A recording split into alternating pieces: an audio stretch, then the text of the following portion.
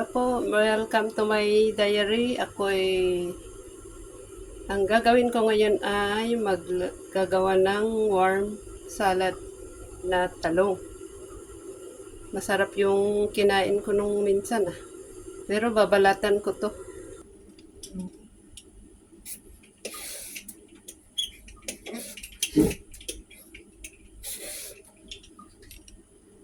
Dahil ayaw kong mamantika, so tubig ang ilagay ko, tapos konting mantika lang. Yan, tubig yan. Yung saktong maluto yung talong. Pwede namang iprito, kaya lang ayaw ko yung masyadong mamantika. So, lagyan ko ng konting mantika. Oops, yan siya. Siguro half teaspoon yun o kulang pa. In my own way lang po to, wala sa special na recipe. Yan, kumulo na yung kailangan i-check natin palagi. So, tinanggal ko yung seed. I-check natin palagi kung kasi baka masunog. So, mahina lang apoy. Yung makapal nasa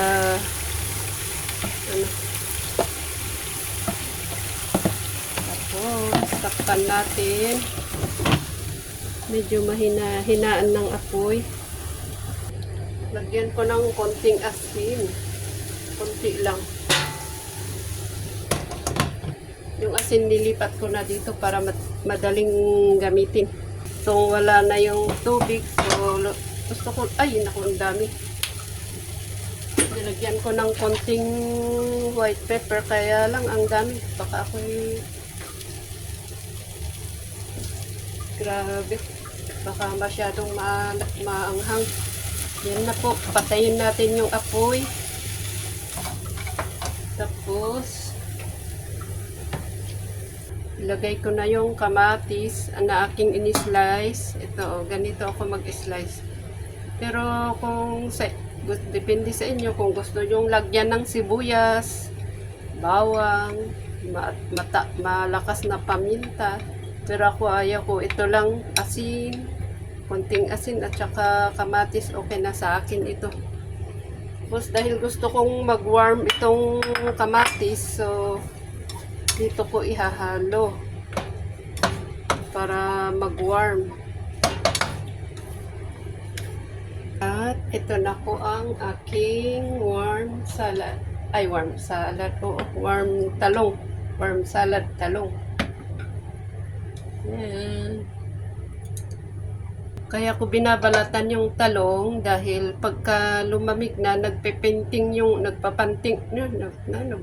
nag-i-stain yung balat, nagbo-blue. Kaya gusto kong ma-retain yung kulay ng aking pagkain. So ganito. Kaya tinanggal ko yung balat ng talong. Maraming salamat sa panonood. Kain na po tayo. Hindi pa pala luto yung aking pagkain. Kumukulo pa lang Nag-steam ako ng rice. Yan. Kaya ko on-steam dito kasi maliit lang yung kanin. Yung bigas na niluto ko.